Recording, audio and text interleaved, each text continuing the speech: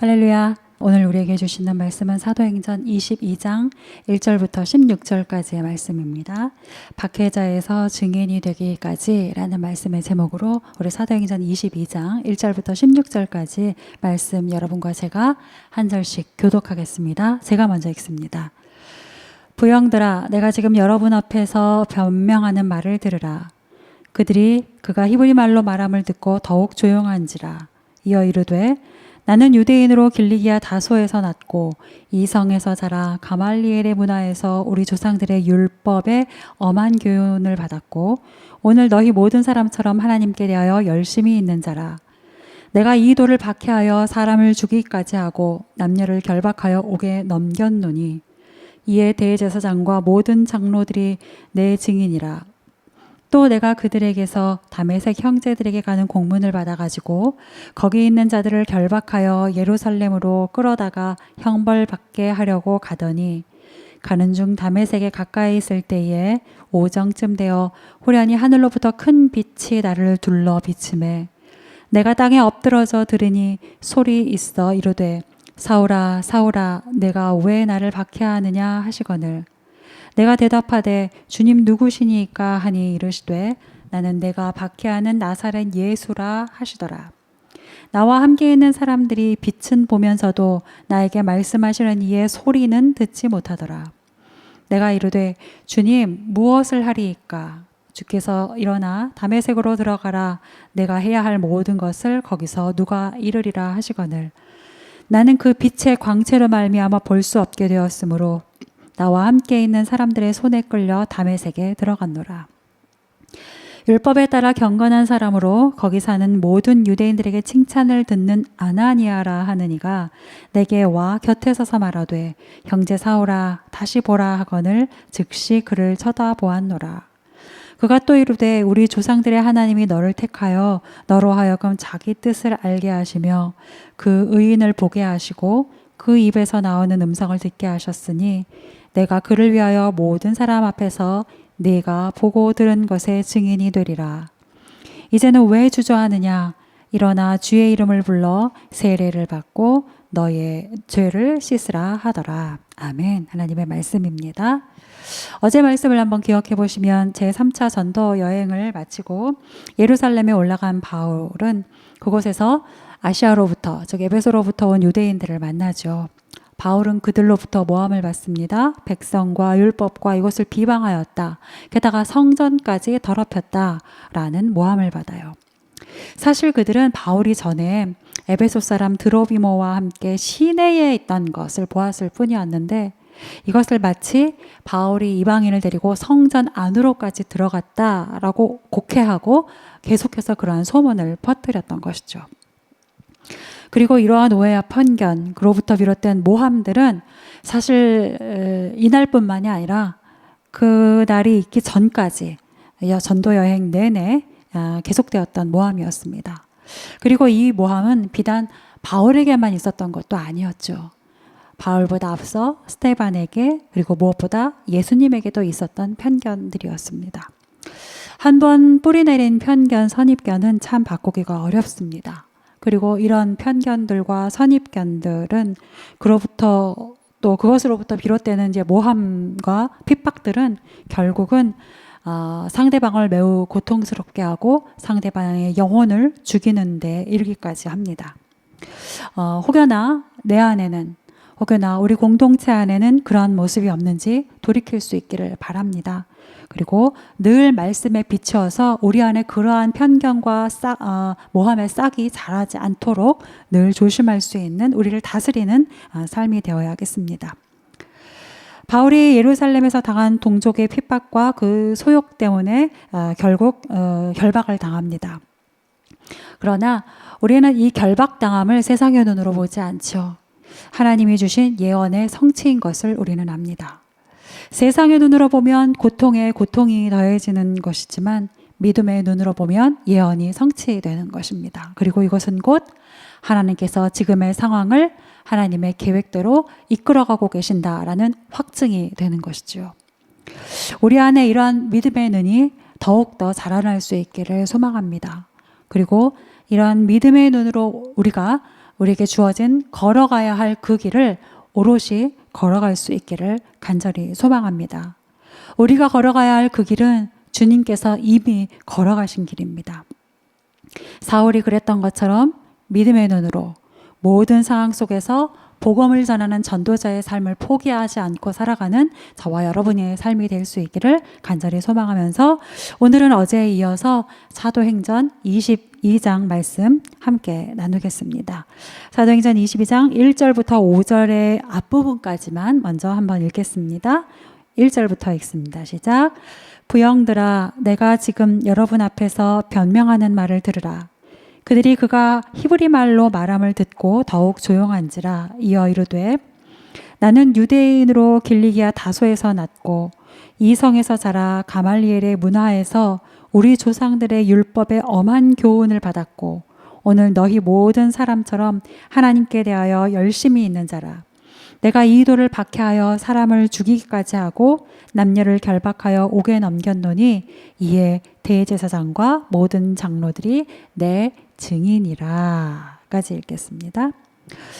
먼저 1절부터 5절 앞부분에서는 바울이 자신의 이제 출신에 대해서 소개를 하고 있고, 그리고 자신이 본래 그리스도의 교회에 대해서 어떠한 태도를 갖고 있었는지, 주님을 만나기 이전에 본래 자신이 그리스도 교회에 대해 어떠한 마음을 가지고 있었는지를 밝혀요. 그러면서 앞에 있는 무리인 유대인들을 부르기를 어떻게 부릅니까? 부형들아 라고 부르죠. 부형들아 라는 말은 형제들이여, 아버지들이여, 나의 아버지들이여 라는 부름이에요. 그냥 의미 없이 하는 여러분 이런 말이 아니라 나의 형제들이여, 나의 아버지들이여 라고 부르는 거예요. 굉장히 친근감과 또 관계성이 있음을, 당신과 나는 다른 사람들이 아니고 친밀한 관계가 있는 사람입니다 라는 관계성을 포함한 호칭입니다. 게다가 이 부형들이여 라는 말은 굉장히 상대방을 높이고 존중해주는 표현이기도 해요. 여러분, 사도 바울의 지금 앞에 있는 이 무리들은 사도 바울을 죽이려고 했던 무리들이에요. 사도 바울의 입장에서 보면 자신에게 매우 적대적인 무리들이죠.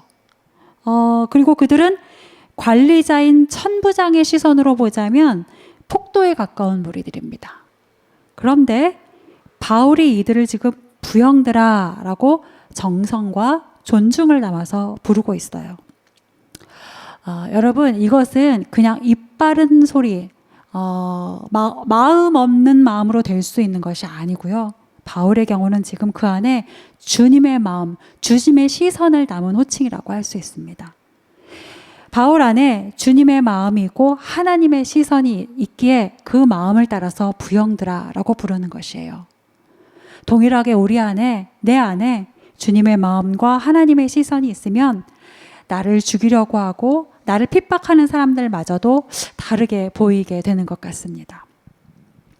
하나님의 마음이 내 안에 있으면 심지어는 나를 죽이겠노라고 외치는 사람들, 그들이 도리어 안타깝게 느껴질 수가 있고, 주님의 시선이 내 안에 있으면 줄곧 나를 핍박하는 사람들마저도 형제요, 자매요, 그래서 내가 돌이켜야 하는 주님의 백성으로 보이게 되는 법입니다. 혹여 여러분 주위에 이러한 사람들이 있으십니까? 이유 없이 나를 미워하고 편견으로 나를 대하고 때로는 그 편견을 가지고 나를 모함하는 혹여나 그러한 사람들이 주변에 계십니까? 여러분 쉽지 않으시겠지만 그들을 상대하기보다 주님의 마음을 주님 내게 더 부어주십시오라고 오늘 기도하는 날 되실 수 있기를 바라요. 물론 상대하기조차 싫은 대상일 수도 있습니다. 그러나 그러한 대상들을 향해 부형들아 라고 불렀던 바울의 마음을 기억하시면서 우리에게도 부형들아 라고 부를 수 있을 만큼의 주님의 마음을 허락하여 주시옵소서. 지금 내게 그 마음, 주님의 마음이 필요합니다 라고 간구할 수 있는 저와 여러분의 오늘 하루가 될 수 있기를 기도합니다. 사람들은 바울을 죽일 대상으로 보았지만 바울은 그들을 살려야 할 대상으로 보았습니다. 그래서 그들을 부형들아 라고 부를 수 있었던 것이죠. 바울은 계속해서 자신의 말을 이어가요.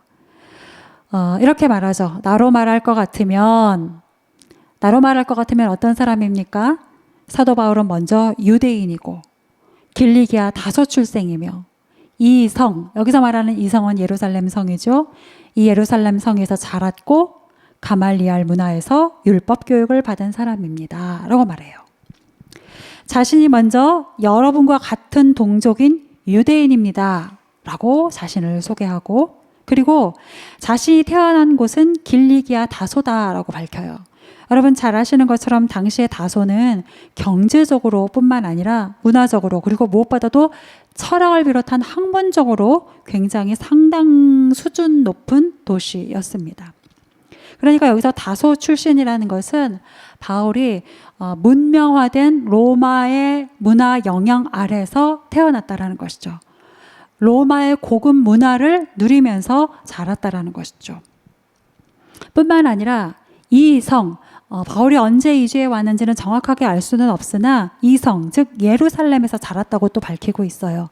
이것은 무엇인가요? 당신들과 같이 내가 이 성에서 자랐습니다. 나는 유대인으로서의 나의 정체성을 잃지 않고 있습니다. 오롯이 가지고 있습니다 라는 뜻이죠. 그리고 오히려 가지고 있을 뿐만 아니라 나는 가말리엘의 문화에서 율법 교육까지 받은 그야말로 유대인 중에 유대인입니다 라고 설명을 하고 있는 것이죠. 여러분 가말리엘 잘 아시죠? 당시 랍비 중에 가장 최고의 랍비들이라고 할 수 있는 라반, 당시에 7명의 라반이 있었는데 그 7 라반 중에 한 사람이 바로 가말리엘이었어요.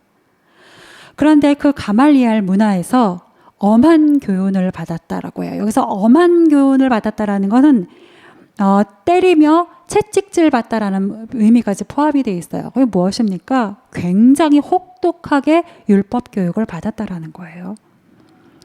나는 매우 율법에 혹독한 교육을 받은 사람입니다. 율법 교육을 철저히 받았을 뿐만 아니라 율법대로 사는 것에도 나는 철저했는데 그 철저함이 어느 정도였는지 그리스도인들을 박해하여 죽이고 옥에 넘기기까지 하였다라고 밝히고 있어요. 나는 철저하게 율법대로 살았는데 나의 그 철저함은 그리스도인들을 박해하고 옥에 넘기기까지 하는 것까지였습니다.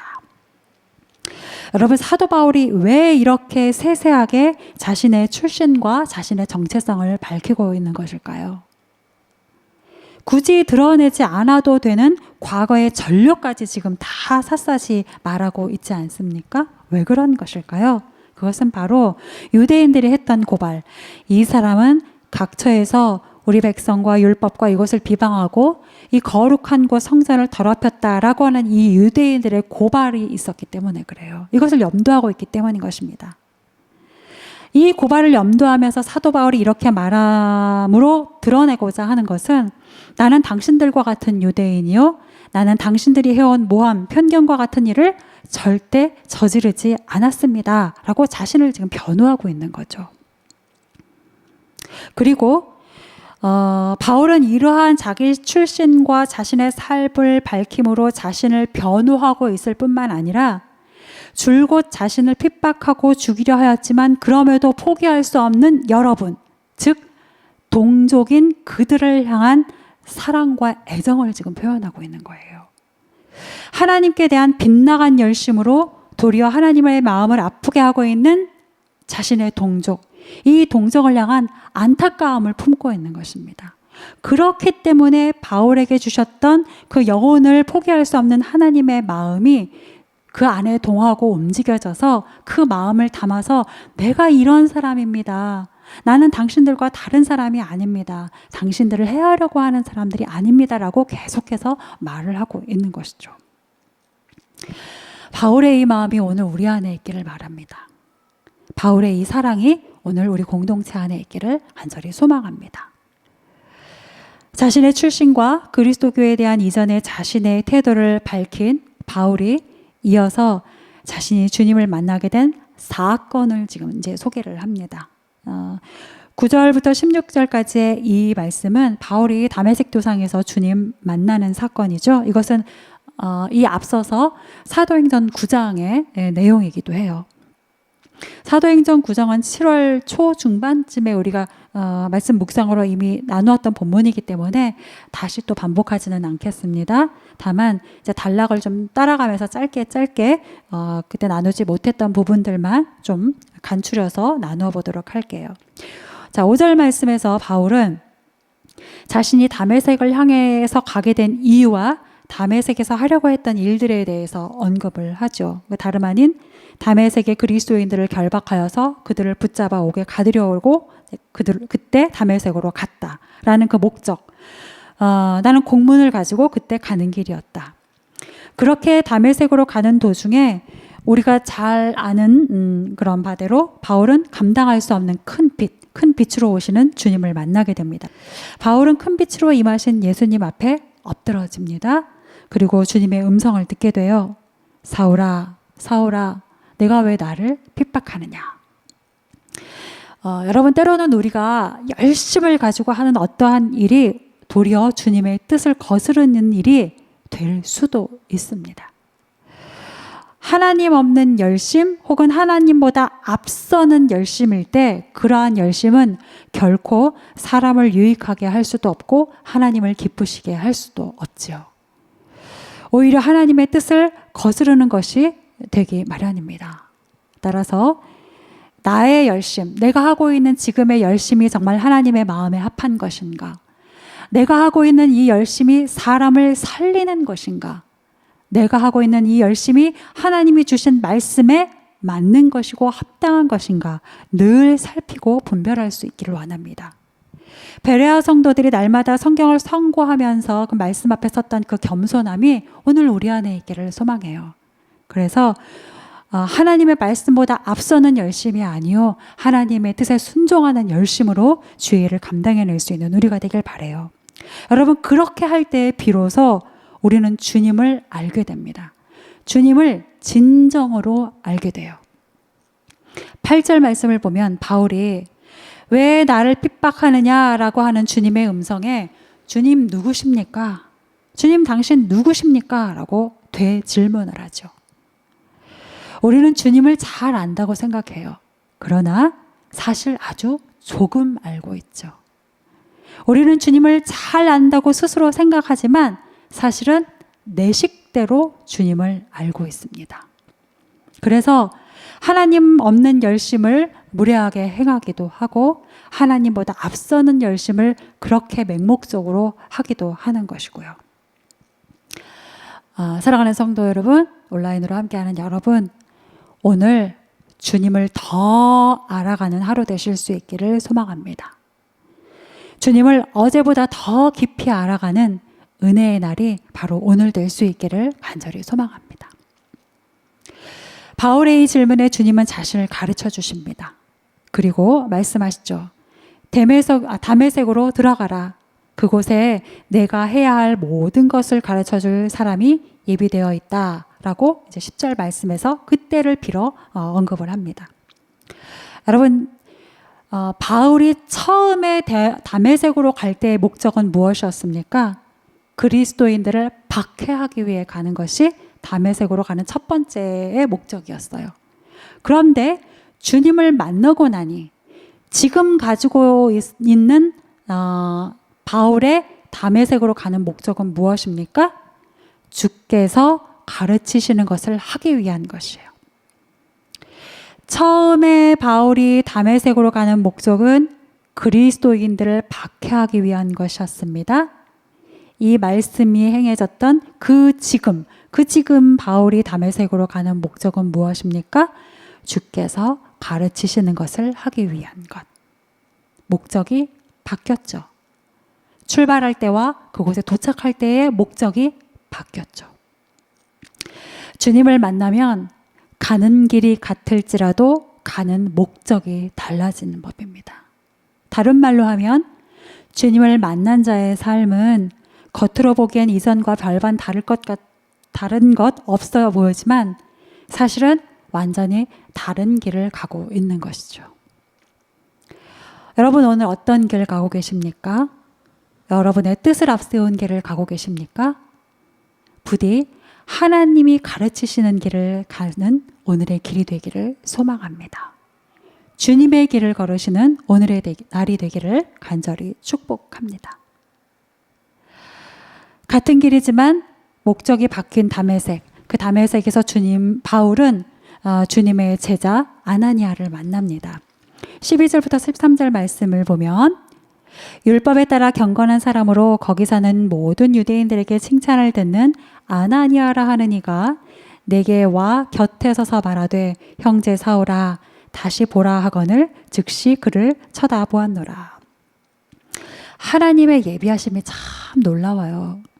사도행전 9장에서 바울이 회심한 후에 아나니아를 만난 것은 회심한 당시에 바울을 보호하고 바울을 변호하고 또 이후에 그의 사역을 보증하는 데 너무나 적절한 것이었습니다.